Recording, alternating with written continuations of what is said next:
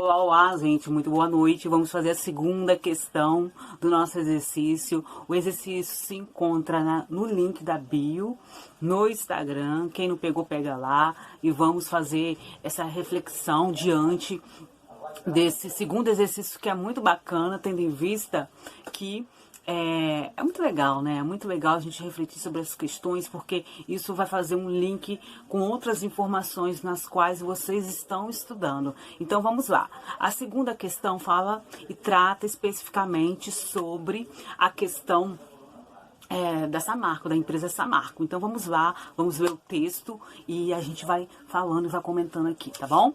No dia 5 de novembro de 2015, uma gigantesca barragem de rejeito de minério de ferro, conhecida como Fundão, pertencente à empresa Samarco, controlada por duas das maiores mineradoras do mundo, a brasileira Vale e australiana, rompeu inteira sobre o pequeno povoado de Bento Rodrigues, distrito de Mariana, em Minas Gerais. Quando a barragem se desmanchou, às 15h30, vazando uma mistura de lama e metais em volumes aterrorizantes, Paula preparava mudas de reflorestamento para Samarco. Eliene dos Santos, diretora da escola de Bento Rodrigues, acabara de fechar a porta de vidro do prédio. Após entregar documentos de alunos a um portador, Reinaldo Caetano olhava satisfeito a caixa d'água da casa da sua mãe,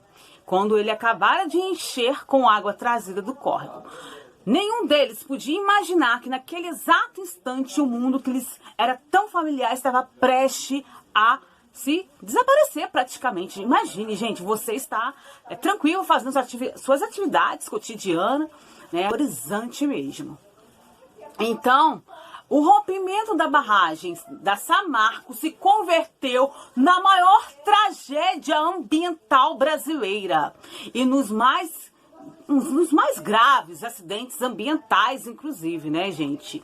Da história, não só da história brasileira, mas também da história mundial. Segundo a revista aí, Piauí. Tendo em vista as atividades de extrativismo mineral no Brasil, bem como o desastre ligado ao rompimento da barragem de rejeito de minério de ferro em Mariana, assinale a alternativa correta. Então vamos perceber aí, vamos analisar as questões. Então, assim, eu estou muito empolgada, porque a gente vê uma questão dessa, a gente fica até eufórica, a gente fica imaginando assim, gente, daí foi um grande impacto, foi aterrorizante com certeza, mas a gente tem que lembrar que em muitas situações temos o quê? Temos os impactos que está acontecendo ali. Muitas vezes a gente não está vendo, muitas vezes não é denunciado, muitas vezes são em localidades onde não tem uma população gritante. Então, a população, depois que vai perceber doenças específicas nas pessoas, advindo com certeza de onde? Desse empreendimento que muitas vezes não tem um comprometimento com as questões legais, com as questões ambientais, ok?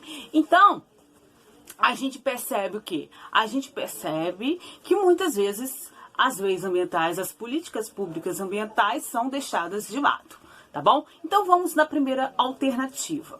As atividades relativas à extração de minério causam impactos ambientais apenas em casos de acidentes, como o ocorrido em Mariana. Apenas, gente, só dessa forma bem gritante. Porque a gente, conforme eu falei anteriormente, como eu falei a priori, nós temos muitos casos que ocorrem de forma, assim, bem lenta, escondida, e muitas vezes vai trazer um impacto aos poucos, ou já está trazendo impacto e a população não está percebendo.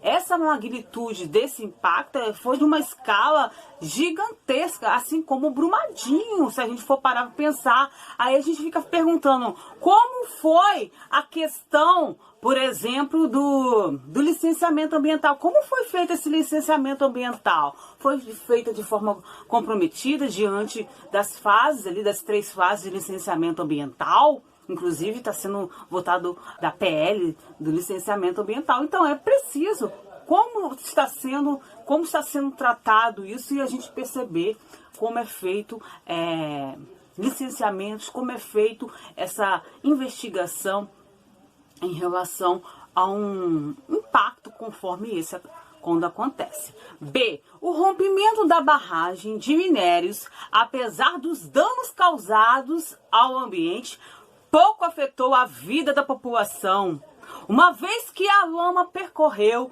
o caminho do Rio Doce. Gente, pouco afetou a população.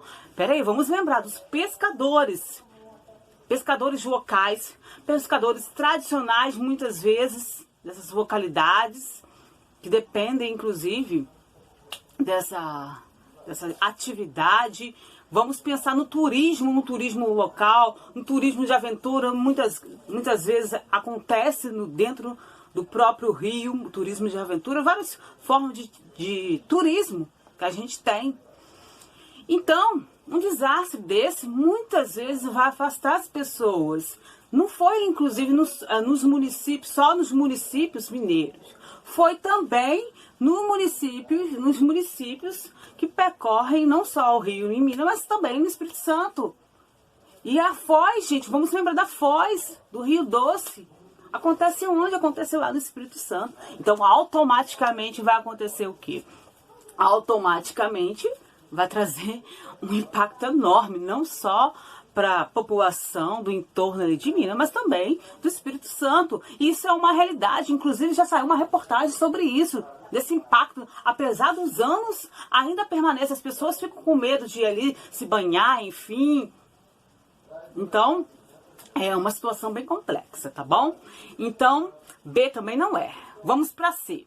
A intensa extração de minério de ferro no estado de Minas Gerais deve-se ao fato do Brasil não possuir outras reservas significativas deste minério em seu território? Não, gente. Peraí. Tem só essa possibilidade? Não, a gente tem várias possibilidades, inclusive praticamente em muitas partes do nosso território nacional. Tá bom? Então, e eu queria abrir um parênteses. Quando a gente fala sobre minério, a gente sempre tem que tratar e lembrar, gente, sobre a Serra dos Carajás, ou também conhecida como Serra Pelada, onde foi retirado muitos recursos aí de minério no Brasil, principalmente na década de 80, 83 ali. O quanto se intensificou essa atividade da mineração na Serra Pelada. Então, teve um garimpo presente ali. Automaticamente, com essa retirada, nós vamos ter concentração de alguns minérios que, por sua vez, vão, digamos assim, com aquela água presente ali, vai se espalhar e automaticamente vai cair em rios afluentes e pode, por sua vez, contaminar, trazer impactos aí, infelizmente, tá? Então, não essa daí também não. Então, vamos para D. A contaminação ocorrida nos corpos d'água atingidos pela lama, não oferece risco ao ecossistema aquático, pois a lama se acumula apenas no leito. Gente, não oferece risco ao ecossistema aquático? Lógico que sim, né? Em todo o percurso ali daquele rio. Então, essa daí também não está correta. A única que sobrou e a única correta, com certeza, é a letra E. Apesar do acidente ocorrido, de extração de minério de ferro continuaram a ser feitas no Brasil devido à grande demanda do mercado interno e do mercado externo para esse produto. Olha só, gente, lógico, olha só, não há solidariedade, olha só, com certeza existe uma demanda gritante, não só de produção interna, mas há uma demanda externa. A gente tem que lembrar que o nosso país é um dos maiores produtores de minério, automaticamente, não só de minério, mas o setor primário, né, gente? O quanto o Brasil arrecada em relação à atividade do primeiro setor. e automaticamente a máquina funciona e não para de funcionar. Pessoas mortas e daí para o sistema capitalista. Então, automaticamente acontece o quê? Acontece essa negligência de todas as formas, tá bom? Então, a gente ficou com a segunda questão e até a próxima. Qualquer coisa você pode me procurar no Instagram e aqui também coloca